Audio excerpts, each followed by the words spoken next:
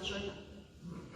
Como a Giovana falou, a nossa palestra hoje é sobre o capítulo 5 do Evangelho segundo o Espiritismo, que tem esse título, né, Bem e Mal Sofrer, mas esse é apenas um item, porque o capítulo 5 todo, ele fala sobre as bem-aventuranças, uma das bem-aventuranças, né, e tem como título Bem-aventurados os aflitos. E esse capítulo ele é muito importante, que todos nós, quando chegarmos em casa, possamos estudá-lo um pouco, porque ele nos traz muitas informações do plano espiritual, informações, né, que nos ajudam a compreender o porquê e o quanto a doutrina espírita ela nos é consoladora. E como eu disse, no item 18 é o que eu trouxe para nossas reflexões da noite. Mas esse tema, bem e mal sofrer, ele tem uma condição: bem e mal. Essa é a condição do sofrimento. Ou ele é bom, ou ele é bem sofrido, ou ele é mal sofrido. E a palavra sofrer, nesta frase, determina um imperativo. Ou seja, não existe escolha. O sofrimento é para todos nós. Todos nós sofremos. O rico, o pobre, né, o doente, aquele que está são, o bonito, o feio, o inteligente, o bem graduado, a pessoa mais simples, mais humilde. Todos nós sofremos. Enfim, não existe ninguém, né, neste mundo que deixará de experimentar em algum momento da sua existência o sofrimento, ou algum tipo de sofrimento. Mas essas palavrinhas, né, bem e mal, que determinam, então, como nós passaremos pelos sofrimentos que nós experimentamos aqui enquanto estamos encarnados. E por que elas determinam uma escolha para nós? Por que será que a gente precisa sofrer? Não podia ser uma existência sem sofrimento?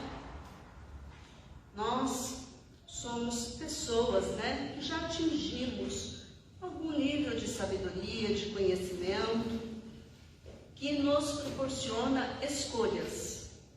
Sabemos, às vezes, fazer boas escolhas. Em outros momentos, as nossas escolhas já não são tão boas assim. Mas por quê? Porque as nossas escolhas, em muitos momentos, não são tão boas. Porque ainda as nossas escolhas, muitas delas, são fruto do nosso orgulho, né? Do nosso egoísmo, da nossa falta de fé, da nossa negligência mesmo. E se ainda não fazemos nossas escolhas, refletindo, né, melhores opções, refletindo em como, né, que eu posso fazer o bem para mim, e que esse bem que eu faço para mim possa envolver a todos que estão no meu círculo de convivência. Então, como é que eu posso, se eu não faço uma boa escolha, né, que atinja a todas as pessoas que estão comigo, pelo menos? Então, como eu posso esperar que em tudo na minha vida seja paz e tranquilidade? A felicidade foi e é e sempre será a maior das aspirações do ser humano. Ninguém há neste mundo que não deseje, né, conquistar essa tal felicidade, que não deseje a felicidade como uma companheira que não seja inseparável. No entanto, são raros, muito raros aqueles que conseguem, que têm conseguido essa felicidade. E por quê, né? Porque a maior parte de nós, né, não nos conhecemos. A gente não se conhece. A gente não se reconhece como filho de Deus. A gente não se reconhece como sendo a imagem e semelhança do divino. Ignoramos os motivos pelos quais, nós fomos criados. Se a gente perguntar por aí, a maior parte das pessoas não sabem dizer por que você foi criado, qual é o objetivo da sua existência. Então a gente não compreende ainda, que a verdadeira felicidade, ela não consiste na posse, no ter, no desfrutar de algo que o mundo possa nos oferecer. E quando a gente consegue conquistar alguma coisa, ou algo é tirado de nós, a gente se torna infeliz. Pessoas amargas, nos tornamos rebeldes, inconformados até. Haroldo Dutra, em uma de suas palestras, ele nos traz um bonito questionamento. Por que será que a doutrina espírita nos apresenta como o Consolador prometido de Jesus? Nós sabemos que a primeira revelação foi Moisés e que a segunda foi o Cristo. E quando lá ele estava chegando próximo da sua partida, da sua retirada do plano terrestre, ele nos disse aos discípulos, aquelas pessoas que estavam em torno dele, que ele rogaria ao Pai que nos enviasse outro Consolador, porque o Cristo nos é o primeiro e o maior dos Consoladores, mas que ele pediria ao Pai que nos enviasse um outro Consolador, e que para nós hoje entendemos como sendo a doutrina, o Consolador prometido por Jesus. Mas então, por que será que a doutrina espírita consola tanto? Porque essa doutrina, ela tem uma base de conhecimentos acerca da essência da nossa vida, Ela responde a muitos questionamentos. Quem somos? De onde viemos? O que estamos fazendo aqui? Para onde vamos? Nos oferece uma variável enorme de repertório, de entendimentos, de esclarecimentos. E quanto mais a gente conhece, quanto mais nós entendemos, quanto mais nós estudamos essa doutrina, compreendemos o porquê de tudo, o porquê que muitas coisas adversas nos acontecem, coisas que muitas vezes a gente não tem explicação, que não está em conformidade com a razão, com a lógica.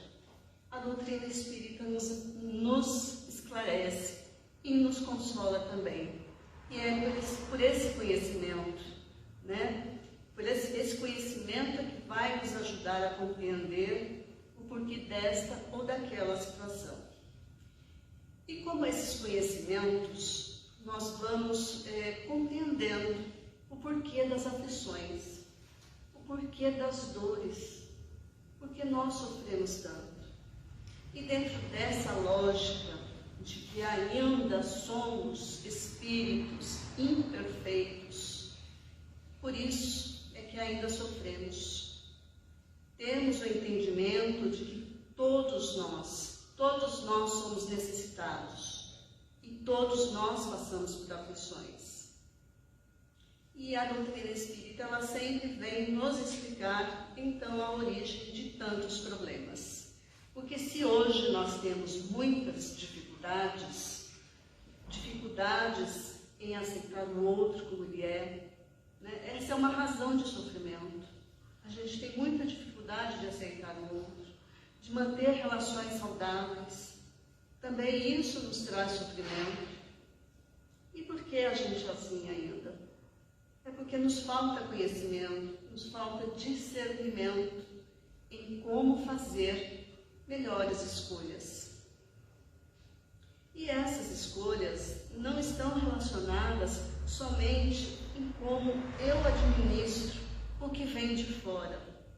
Essas escolhas, elas estão principalmente relacionadas naquilo que vem dentro de mim.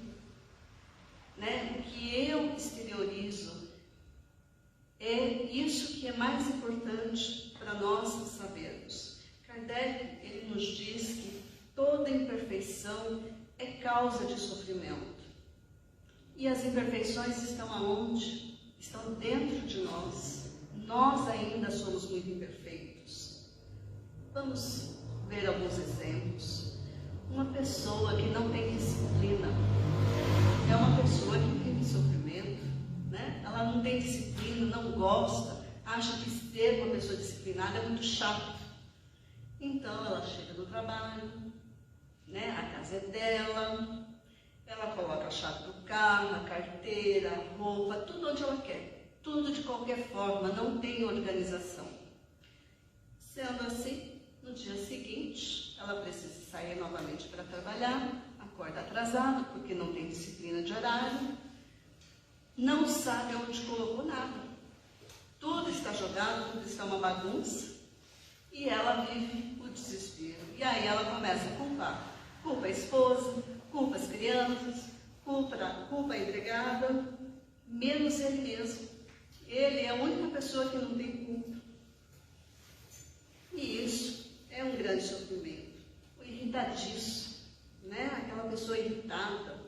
Quando o sofrimento tem essa pessoa, nada está bom, nada do jeito dela, se irrita com tudo, né? Se irrita com o outro, com a comida, enfim.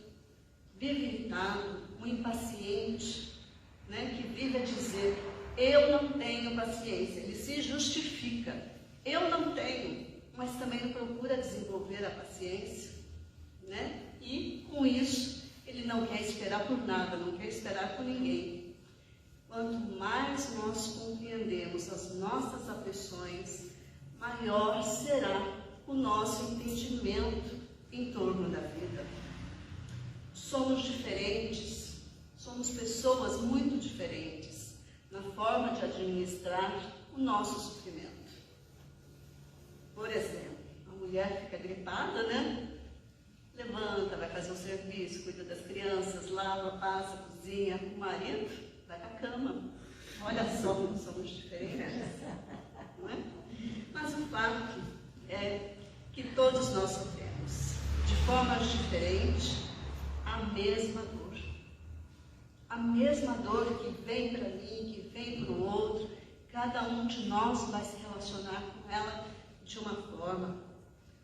Todos sentimos a dor física, a dor moral, a dor da consciência, quando nos sentimos culpados, né, por algo que fizemos ou por algo que deixamos de fazer. E mesmo sabendo tudo isso, nós temos a capacidade de machucar o outro, né? Porque se uma resposta atravessada dói em mim, também dói no outro. Mas mesmo assim, como é difícil a gente engolir, não dar aquela resposta atravessada, né? Mesmo sabendo que ela vai ferir o outro. Muitas vezes a gente até quer ferir o outro, né? Se uma topada dói em mim, também dói no outro. Mas como nós somos ainda imperfeitos, continuamos a machucar o nosso irmão.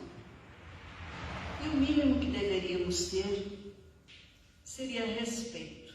Ainda não desenvolvemos na integralidade o respeito pelo outro, né? Porque se a gente sabe que a resposta atravessada dói, né?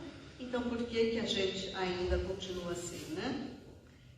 Mas a gente também tem um outro péssimo defeito. A gente julga muito o outro, julga o outro nos defeitos dele. Eu não aguento mais tal fulano, ele só reclama, só lamenta, só é aquele chororô. E a gente não busca compreender que cada um tem o seu tempo. Cada um tem o seu tempo de vivenciar aquela dor. E a gente passa a apontar o dedo, né? Reclamar do outro. E isso não ajuda. Não ajuda ele a se melhorar. Agora, falando em trabalho de ajuda, a Casa Espírita, né, ela faz um maravilhoso trabalho de ajuda ao próximo, né? Que é o atendimento fraterno, onde a casa, né, os trabalhadores da casa buscam, através dos ensinos de Jesus, do seu evangelho de luz, aliviar a dor, né, a dor daquele que sofre. É nesse momento, né, nesse atendimento, existirá ouvidos fraternos que vai ouvir a dor de cada um olhar fraterno, né, diante da dor do outro, um acolhimento, né, quantas pessoas precisam ser somente acolhidas neste momento em que passa por sofrimento. E todos nós sofremos e precisamos de alguém que nos olhe nos olhos, que nos acolha com todo respeito, porque a dor realmente dói.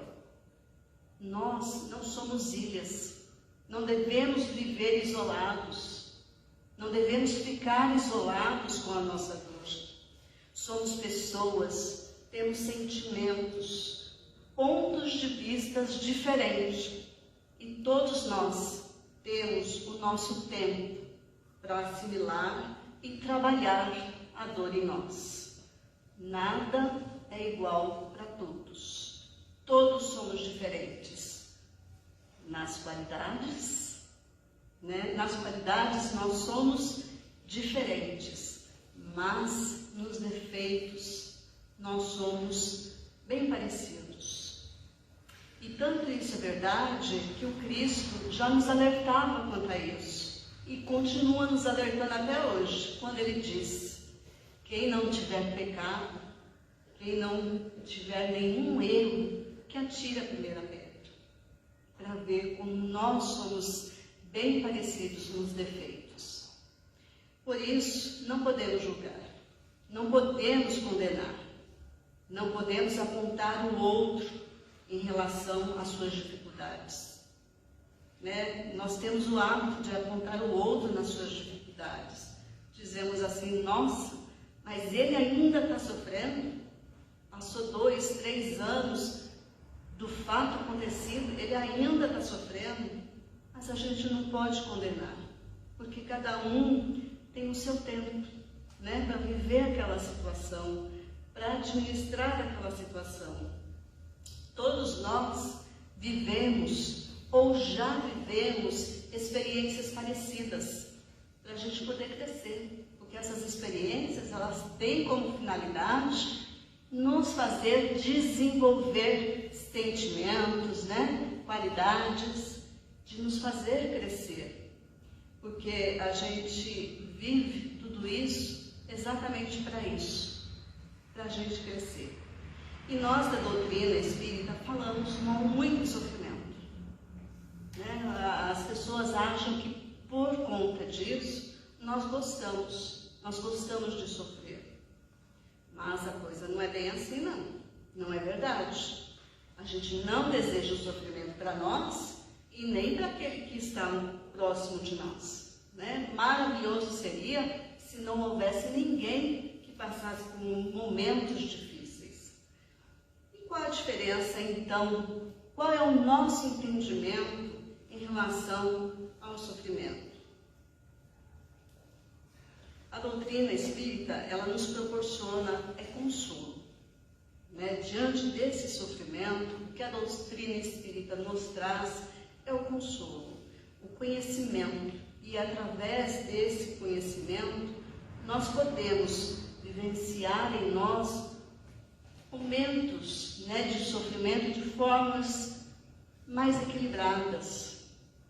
Não é que ela não doa, não é que a dor que chega para nós não dói, ela dói. Só que pelo conhecimento, pelos esclarecimentos que nós recebemos, a gente vai passar com mais suavidade por esses momentos difíceis. Então, com isso, nós administramos melhor a dor, né? Mas mesmo nós que conhecemos, ou que achamos que conhecemos a doutrina, porque às vezes a gente tem certeza que conhece, mas quando aquela dor bate na nossa porta, nos pega de jeito, de surpresa, a gente também titubeia, a gente também cai, né? Vacilamos mesmo, né? Muitas vezes até nos rebelamos diante daquele sofrimento. E quando não teríamos que ter esse tipo de comportamento, por termos tantos conhecimentos, por termos tanto conhecimento, a gente não deveria ter, né, essa rebeldia ainda. Mas, infelizmente, ainda nós temos também. E a mensagem, então, desse item 18, Venham ao Sofrer, ela foi escrita em 1863, né? E Kardec a colocou lá no Evangelho segundo o Espiritismo. Essa mensagem de Lacordaire nos propõe a resignação, porque quando a gente consegue encontrar a resignação em nós, a gente passa mais depressa pelos momentos difíceis. Qualquer dor, qualquer dificuldade, quando a gente consegue se resignar, ela fica mais fácil, né? Porque quanto mais rebeldes, quanto mais agressivos ficamos, mais resistência, mais nós sofremos. Tanto é verdade também que o Cristo também nos alertou quanto a isso, nos dizendo: o meu jugo é suave e meu fardo é leve. O Cristo, ele não era rebelde. O Cristo, ele não oferecia nenhuma resistência às agressões, ao sofrimento. Ele não ofereceu nenhum tipo de resistência. E ele disse, então: o meu fardo é suave, é leve, e o meu jugo é suave. Quando aprendermos a não administrarmos de forma agressiva as adversidades que nos chegam, tudo em nós ficará mais suave. E aí, eu pergunto, nós, diante desse entendimento, já conseguimos escolher bem ou mal sofrer? Já aprendemos a bem sofrer? Nós sabemos, né, que tudo é derivado de nossas ações, sejam elas de agora ou sejam elas do passado. Ações inadequadas, irresponsáveis, inconsequentes, dessa ou de outra existência. E como nós sabemos, deveríamos administrar melhor essas aflições, já que é nosso, né? Já que essa aflição é nossa, então vamos resolver com aquilo que podemos, com as possibilidades que temos. A doutrina nos oferece essas possibilidades, nos oferece conhecimento, pelo menos para que quando a dor nos chegue, a gente possa passar um pouquinho mais equilibrado por ela. E não, né, quando a dor chega, não perguntar, fazer aquela triste pergunta que muitas vezes nós também já fizemos: por que aconteceu comigo? Por que essa dor chegou para mim? A gente deveria perguntar: para que comigo? Para que essa dor chegou em mim? O que a dor espera me ensinar com essa dor? E essa pandemia, né? Quantas dores, quantas tristezas, quantas lágrimas ela já fez, e quantos aflitos, doentes não só do corpo, mas doentes também da mente, doentes do espírito. Para que nós estamos vivendo isso? Cada um deve buscar em si mesmo a resposta, porque nós temos a resposta. Para quê? O que esse momento tem a nos ensinar? Porque se nós fizermos uma autoavaliação em nós nós vamos ver que esse momento tem muito para nos ensinar. E a gente também pode se perguntar, né? Diante dessas dificuldades, diante dessa pandemia, né? Onde mudar? No que eu devo mudar? Porque a gente precisa de mudanças, mas mudanças interiores, mudar em nós alguma coisa. E resignar-se sempre é a melhor opção. Mas quando nós nos revoltamos, infelizmente, a nossa revolta ainda é dirigida a Deus. Infelizmente. Mas nós sabemos que Deus é justo, que Deus é bom. E mesmo assim, nós nos revoltamos contra Ele, porque Ele permitiu, né? Ele permitiu que a dor chegasse em mim. E aí é lógico que a gente se considera injustiçado. Não precisávamos passar por isso, né? Eu não precisava passar pela essa dor. Eu me sinto injustiçada. Mas a doutrina espírita, ela nos ensina, né, através da lei da reencarnação, que não existem injustiçados e nem vítima. Ninguém é injustiçado e ninguém é vítima.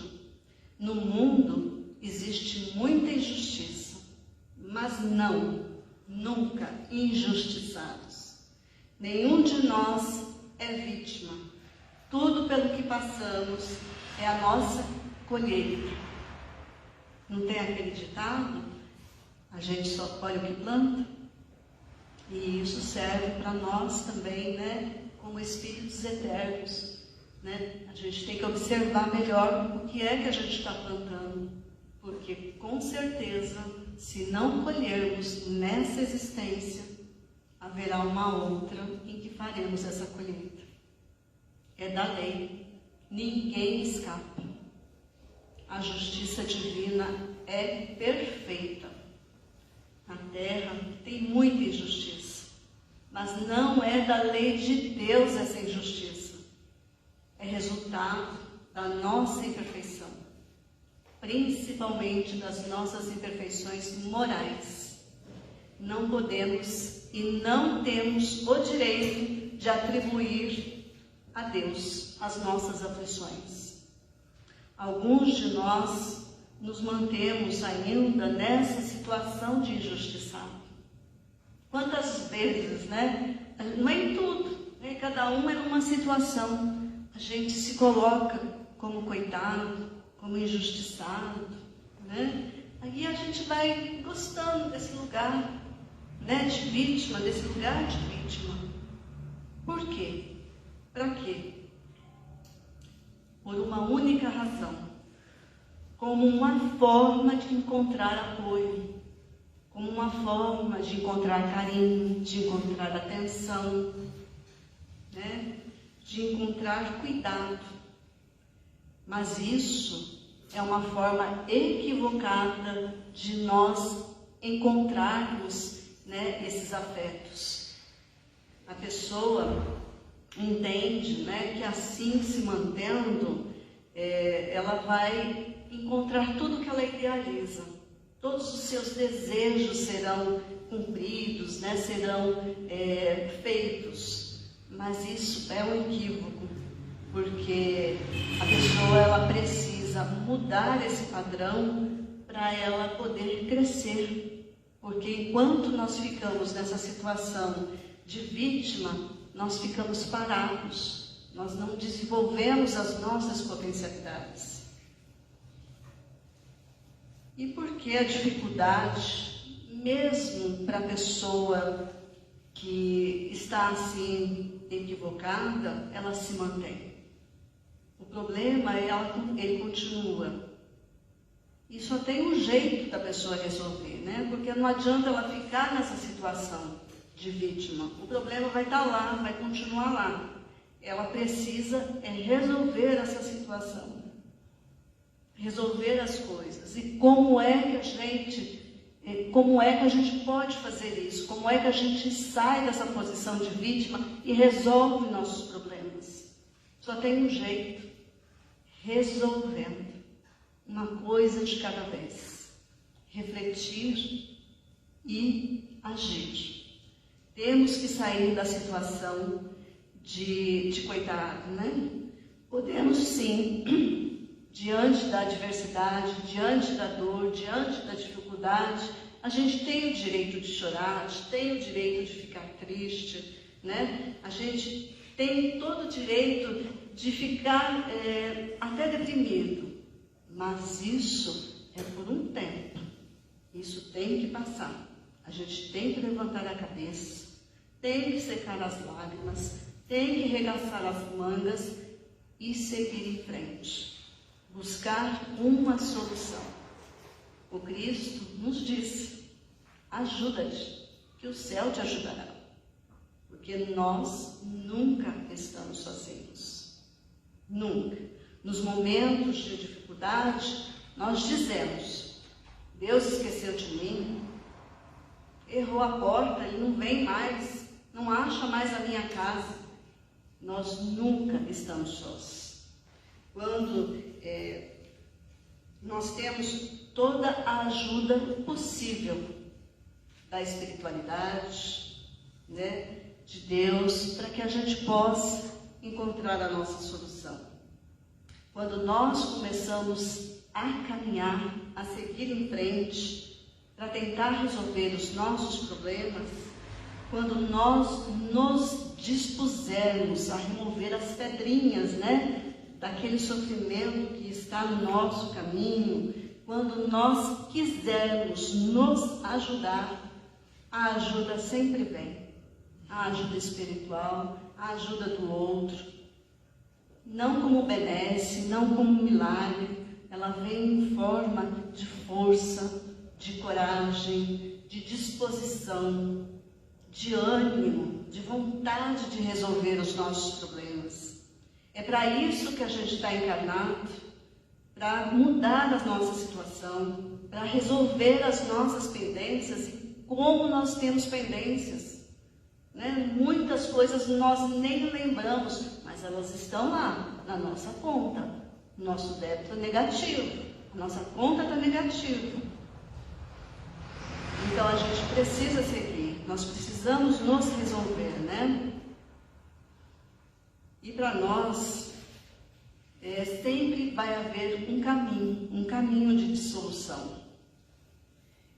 Mas a gente busca resolver os nossos problemas. Mas quando a gente se agora a olhar o problema do outro, parece que o dele é mais fácil de resolver do que o nosso. Né? O dele, tudo que está no outro, sempre muito mais fácil do que o nosso. Mas aí a gente tem que pensar, né? Por que o problema do outro é mais fácil? É porque é dele. Porque se fosse nosso seria difícil, não é mesmo? Nós já pensamos que nessas buscas, né, que nós temos para resolver os nossos problemas, Deus, Ele nos dá todos os dias, 24 horas. Nós temos 24 horas para trabalhar, né? Para pensar, para refletir, para desenvolver as nossas potencialidades. Deus nos oferece, Ele coloca lá no nosso banco de encarnado 24 horas, todos os dias. A gente inicia, a gente termina. E a gente reflete o que a gente fez nessas 24 horas, como nós utilizamos essas horas para trabalhar, para buscar conhecimento, para desenvolver as potencialidades da nossa alma. A gente pensa nisso, porque vai chegar um dia que Deus não vai depositar 24 horas. Ele vai depositar menos. A gente não sabe quantas horas serão e nem que dia será esse. É para a gente pensar. Façamos o melhor que pudermos, né? Enquanto estamos aqui. Busquemos com isso nos renovar, nos fortalecer, seguir em frente em busca do melhor que pudermos. Porque se a gente buscar fazer o melhor que pudermos, a gente vai se sentir aliviado, a gente vai se sentir tranquilo, porque a gente buscou, porque a gente tentou fazer o melhor. Desenvolvemos em nós resiliência, paciência, tolerância. Quantas coisas boas a gente pode melhorar em nós. E se por acaso, a gente não encontrar o resultado que a gente espera, o esperado, a gente deve aprender a se conformar. Porque eu fiz o que eu podia. E se eu fiz o que eu podia e não realizei tudo o que devia, mas eu busquei fazer o melhor que eu podia. Trabalhei em mim os meus defeitos, trabalhei em mim os meus vícios e busquei fazer o melhor. Porque nós temos de tudo aquilo que precisamos. E tudo que nós precisamos é o tempo. É o tempo que nos dá a oportunidade de fazermos tudo que nós precisamos. Quando nós conseguirmos compreender que tudo é aprendizado, que tudo na nossa vida é prova e que é experiência, mas que tudo isso passa. Por mais difícil que seja qualquer situação pela qual estamos passando, tudo vai passar. Nada fica. Isso aqui, esse momento em que vivemos, é somente uma temporada, Devemos fazer o melhor com ela, fazer o melhor que pudermos. Nós não renascemos para sermos infelizes. Nós renascemos, nós vivemos aqui no planeta Terra para sermos felizes, Dentro das condições que nos é oferecida, dentro das nossas limitações. Não podemos nos fechar num quadro de dor, num quadro de depressão, de sofrimento, de tristeza. Nós temos condições de sair disso. Nós somos filhos do amor, somos filhos de Deus, somos filhos da luz. Nós precisamos então cumprir a nossa tarefa, cuidar de nós, nos valorizar, nos perdoar, nos reconhecer imperfeitos. Somos sim imperfeitos, mas ainda somos perfectíveis. Resolver os nossos problemas sempre com a ajuda do outro, seja o outro da terra ou seja o outro do plano espiritual, Aqueles espíritos que nos assistem, que nos auxiliam. Nunca estamos sozinhos, nunca. Isso, às vezes, é muito difícil da gente compreender, Porque quando a gente está no fundo do poço mesmo, é difícil da gente compreender que a gente não está sendo sozinho. É difícil compreender que a gente não está sendo ajudado. Mas se a gente não está sendo ajudado, a gente também precisa aprender a pedir ajuda. Jesus, quando ele esteve entre nós e ia auxiliar, e ia atrás daquelas pessoas, ou aquelas pessoas iam ao encontro dele, o que ele perguntava? Que queres que eu te faça? Então ele perguntava para nós o que a gente queria. E agora, por que a gente não pede mais? Por que a gente fica quieto achando que porque o plano espiritual está aqui, está em torno de nós, a gente não precisa pedir? No Cristo, precisamos então seguir em frente e pedir a colaboração do alto. Emmanuel, ele tem para nós uma lição muito interessante, que ele diz assim, essa lição ela está no livro Caminho, Verdade e Vida, na lição 26. E a lição é padecer. Não temamos o que possamos vir a sofrer. Deus é Pai magnânimo. e justo, e um pai não distribui padecimentos. Ele dá corrigenda, e toda corrigenda aperfeiçoa. Ou seja, se estamos sofrendo, é porque estamos sendo aperfeiçoados. E eu trouxe uma historinha aqui, muito interessante, porque ela retrata bem esse estado, né, de sofrimento. E ela nos diz assim, um determinado médium, né, o Figueiras, ele estava em casa, né, tranquilamente, e quando ele menos espera, vem um amigo dele, né, colega de doutrina, que vem fazer uma visita para ele. E esse amigo, depois de, né, daquelas habituais saudações, ele diz, né, em tom de muito pessimismo, ele declara-se que está, por hora, ausente da doutrina espírita, né? Continua sim espírita, de convicção, mas ele afastou de todo o trabalho espírita, do trabalho mediúnico, das leituras, das sessões, né, de mediunidade, das preces. Ele afastou de tudo, largou tudo. E Figueiras, achando interessante, né, que um amigo de ideal possa assim ter afastado de todos os trabalhos, questiona ele o que havia acontecido. E ele diz: imagine você que a minha infelicidade começou quando o meu sócio conseguiu furtar-me quase tudo que eu possuía. Foi um terrível desastre. E Figueiras respondeu: nossa, mas podia ser pior. Ele ficou meio assim chateado com a resposta, mas aí ele continuou.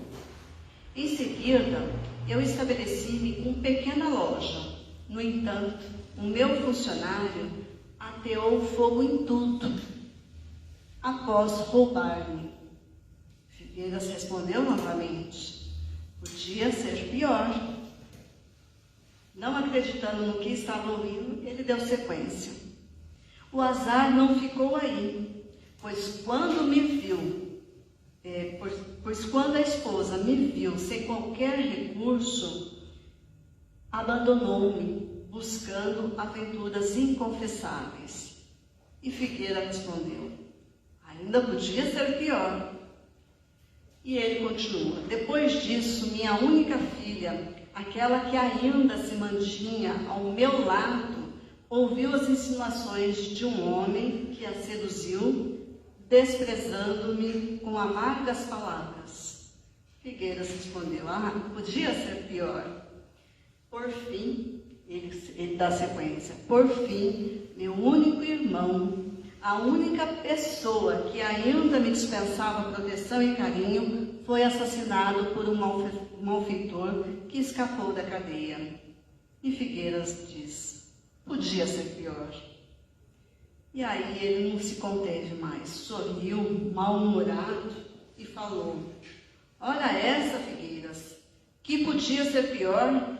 2 ladrões me acabaram com os negócios, 2 malandros me acabaram com a família, e um assassino acaba com o meu irmão. O que podia ser pior?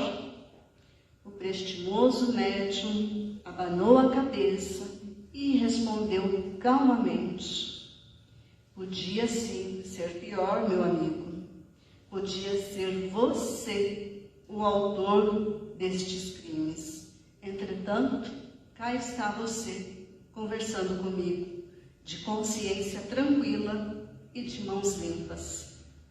Sofrer dos outros é, de algum modo, trilhar o caminho de Jesus. Trilhar o mesmo caminho que Jesus transitou.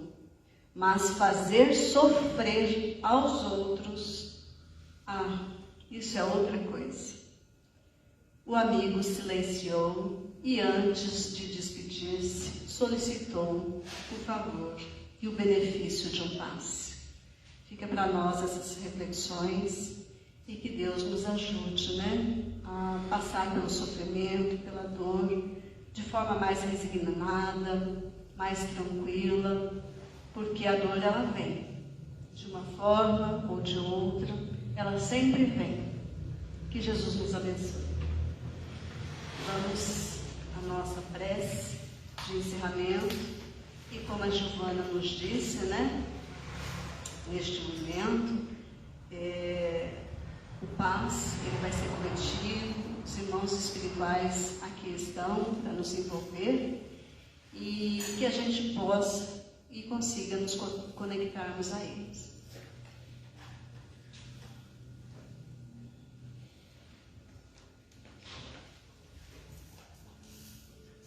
Mestre Jesus, neste momento, queremos endereçar a Ti as nossas súplicas. Pedir, Senhor, o Teu auxílio. Pedir que nos fortaleça em nossas provas, que não nos falte um ombro amigo todas as vezes que estivermos desfalecidos. Se antes de Te conhecer ainda nos compraziamos no mal, é porque a gente ainda não compreendia quão doce é o bem. Mas no momento em que me coloquei no bom caminho, uma luz em torno de mim brilhou mais forte. Essa luz é Tu, Senhor. Dá-me a força para poder seguir por este caminho, em que, se porventura a dor chegar, que eu não me torture, que eu não me desespere, que eu não me revolte e consiga, Senhor, levantar os olhos a Ti, sabendo que muito sofreste para nos ensinar e dar o Seu testemunho, que possamos nós também dar-te o nosso testemunho.